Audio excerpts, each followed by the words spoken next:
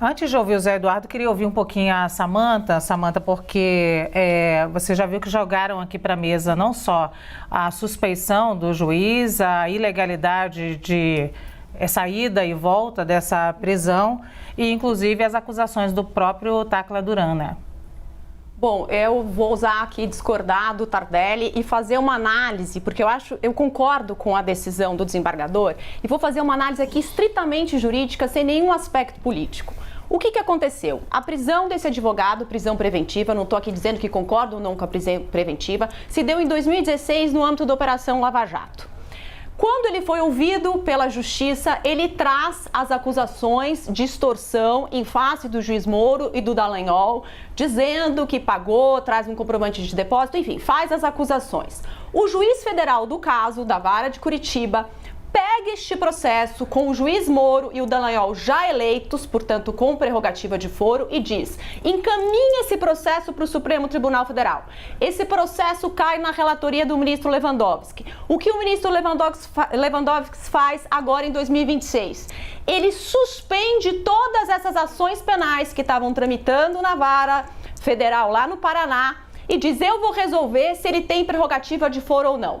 Na semana passada, o Lewandowski dá uma decisão dizendo: não, tem prerrogativa de foro, porque os acusados são o juiz Moro e o Dallagnol, e agora, como senador e deputados, a competência é do STF. Faço um parênteses. O que faz o advogado dele? O advogado desse advogado entra com um pedido de revogação da prisão preventiva. O juiz do caso revoga a prisão preventiva.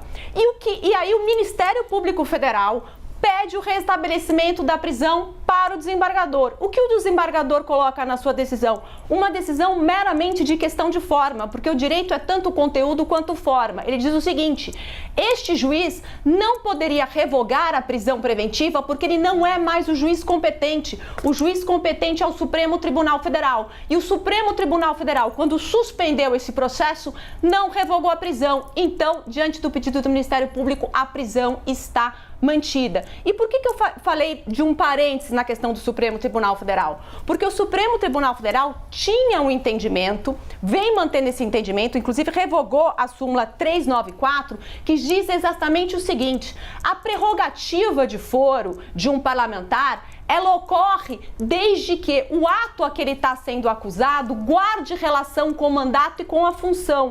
Ora, esses crimes que estão sendo imputados ao Moro e ao Dallagnol se foram cometidos, ocorreram enquanto eles estavam na função de juiz e promotor. Portanto, este processo não deveria ter subido para o Supremo Tribunal Federal, deveria continuar na instância federal do Paraná. Esse é o entendimento do STF. Quem destoou do entendimento do STF foi a decisão do ministro Lewandowski, que disse que os fatos que ocorrem antes da posse podem ser julgados pelo Supremo Tribunal Federal. Ou seja, a decisão que está em dissonância com o próprio entendimento do Supremo é o do ministro Lewandowski de subir esse processo para o STF.